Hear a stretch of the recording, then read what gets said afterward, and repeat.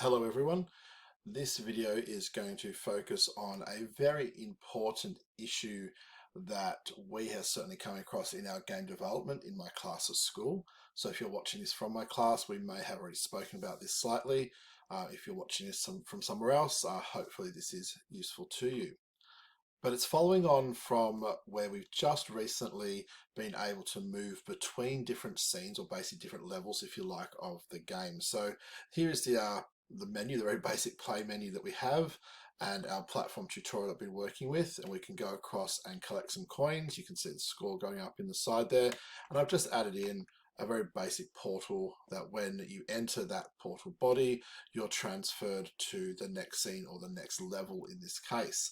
And I want you to have a look and see if you can tell me when I move into this next level, what the problem is that we might be facing. So here we are in level 2. Have you noticed what our problem is? Well, hopefully what you're saying is that our score has disappeared. And no matter what we seem to do, and I've just got myself stuck, I realize, no, here we go. If I get another diamond here and I go back through the portal there, you can see my score has also reset again.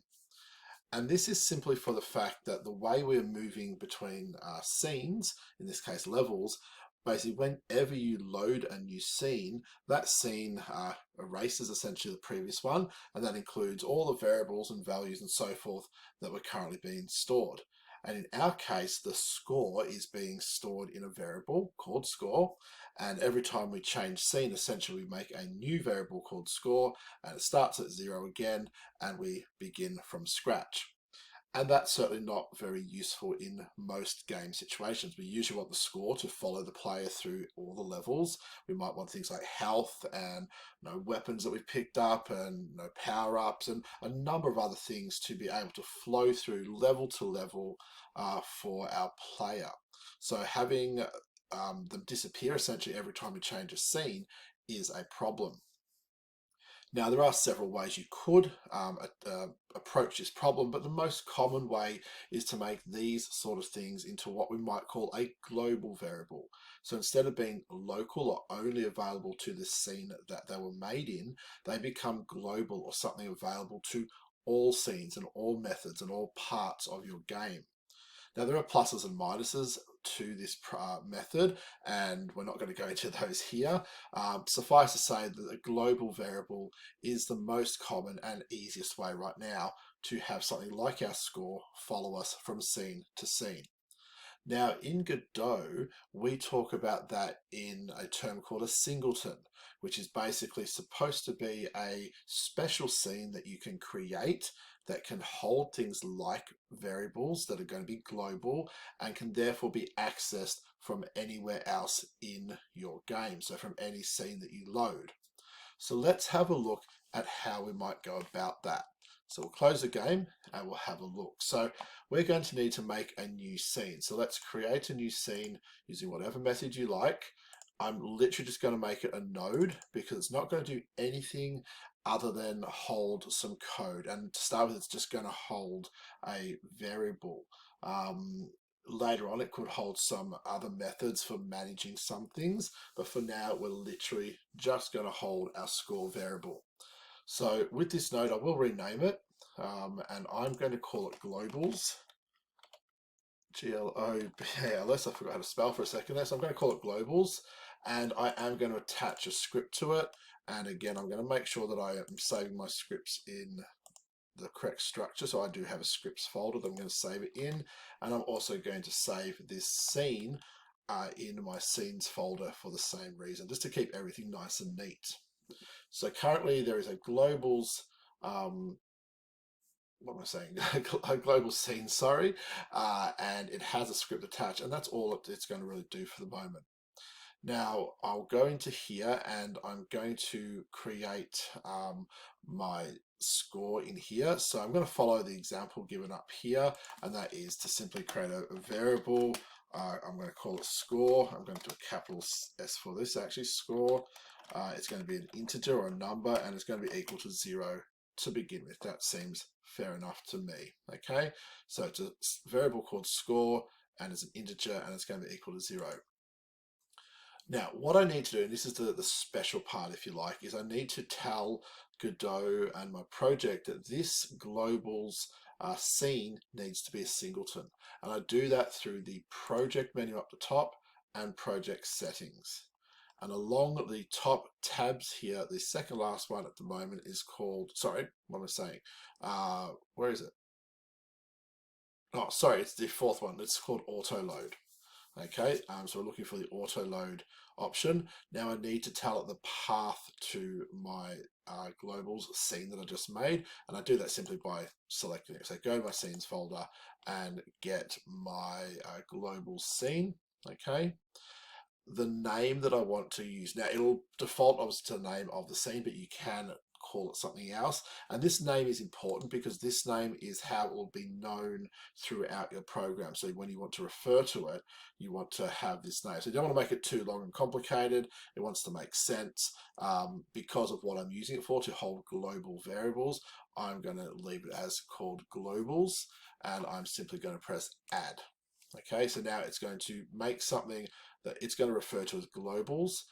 This scene is what it's actually loading, and this singleton is what's important, this enable here. So let's make sure that that is ticked. It is by default usually, but if for some reason that was unticked, we are going to want to make sure it's ticked. Okay, you can have more than one singleton or auto load happening. There's various reasons why you would, but for now we're focused on this particular one that is going to be for keeping track of global values. Okay, so I'm going to close that off. So now what that means is I have this globals available to me throughout my game. I will just save it however though, so save all scenes. At the moment, if I run the program, nothing will change. But here is where we're going to start using this global value instead of the one that we currently have in our game. So if I go into my scenes and I go into my player scene, at the top of my player scene, that's where we're currently keeping track of the score. So it's within the player scene. That's why every time we load a new level, which in itself loads a new player scene, we're losing our score. So let's comment that out. We're not going to use it. You could delete it if you want to, but I'm just going to comment it out for the moment. Now, of course, that's going to cause an error because somewhere else we have used that score and it's no longer declared anymore. We've commented out the declaration. So we're going to go down to where that is, and I just clicked on the arrow to jump down, and it's in our collect coin method. So when the coin says, hey, you've been collected, or I've been collected, add some score, it's trying to use a value or a variable that no longer exists. So let's change that now to use the global one. And because we ticked that box that says it was a singleton, we can literally type globals, which is the name that I use, dot, and you'll see that there is this score with a capital S, sorry, variable available now. Just get rid of the part I had before. So let's just do that again. I'll just show you again. So globals, the name I used, dot score, there it is. Okay, and now what I'm actually doing is adding the value to the global score instead of the one that used to exist. We also have to change this next line because that was also trying to use that old score value to update our user interface text. So again, I'm going to refer now to the global score, and I'm just going to copy and paste that to save a little bit of typing. So right now, when the coin gets collected, it will add value to the global score, and it will also then show that global score to the screen. Okay, so let's make sure that's saved, and we'll run it and see what happens. So we'll play our game. So 0 score, 1 score, 2 scores, 3 scores. Now hopefully, oh, something went wrong. I wonder if you can tell me where you think that was. Now, if you were saying something about the actual interface, then you would actually be correct. Let's have a look at our user interface scene. In here, in the script for user interface, we also have a situation where we are setting the score text to 0 immediately when this scene is loaded. We don't want that. Okay, the best thing I'll do here, and again, depending on what you're doing, this might not be your case, but I'm going to comment that out, and I'm simply going to say set the score using the function we've got here. We may as well, it's already there. So I'm going to set score. All right, set score text, and I'm going to use the global again. Global dot score. Okay, I'm going to pass that value in. So I'm going to use the function we already have that sets the value of the text to the score by sending the global score. And that will work because remember, right back in the globals, when we initiated or defined this score, we did set a value of 0. If we didn't give this a value straight away, it might cause an error because it was undefined or null at the time, and there are ways we could fix that as well. But for now, the easiest thing is we have set it to 0. Therefore, when that is created and the interface tries to show that text when it starts, we are using the value 0. Again, there are different ways we could fix that problem, but let's do that. So let's save all our scenes and try running it again. So here we go, collecting a couple of coins, going through that one, and there we go. You can see our score is 3. Now, it's not just on the text, it is actually 3. So when we collect this next coin, there we go, we've gone up to 4. If I jump back this way to where I have my next portal, you can see the 4's followed us, and the 5, 6, and so on. We can keep getting more score as we keep moving through back and forwards through the levels. Now, there is a problem, and again, I'm wondering if any of you can work out what that is. At the moment, if I die, it goes back to the starting screen. If I press play game, what should my score be? Well, we would hope it's going to be 0, but in actual fact, it's currently 10. It's still the score that I had when I last played the game, because the singleton, the global variable for score, still existed. It won't disappear until essentially the whole game is actually started from fresh. So there's a couple of ways that we might get around that. Okay, the easiest way would be to reset the value when we actually start the game. And again, there's multiple ways we can do that. I'm going to do one very quick way here. And that is simply in my menu, when I have pressed my button just before changing scene, I'm going to literally set the value to 0. So globals dot score equals 0. Simple as that. So I know that at this point I am starting a game from fresh, therefore I want to set my score to 0.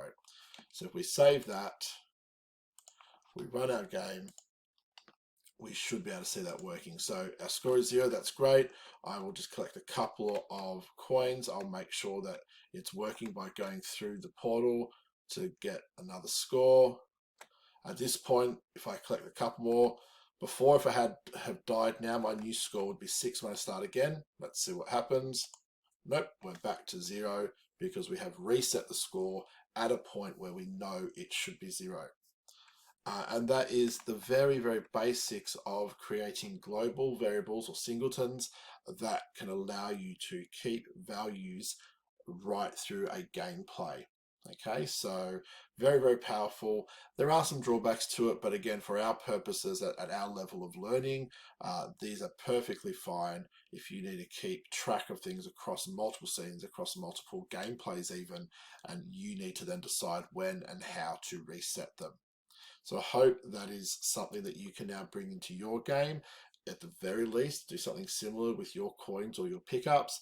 But if you're doing things like health or other items, etc., that you've got to keep track of, then again, putting them in a globals or a singleton like that is probably the most efficient way for you to do so. As always, if you're from my classes, feel free to get in contact if you need some help. Otherwise, I hope this video has been beneficial to you.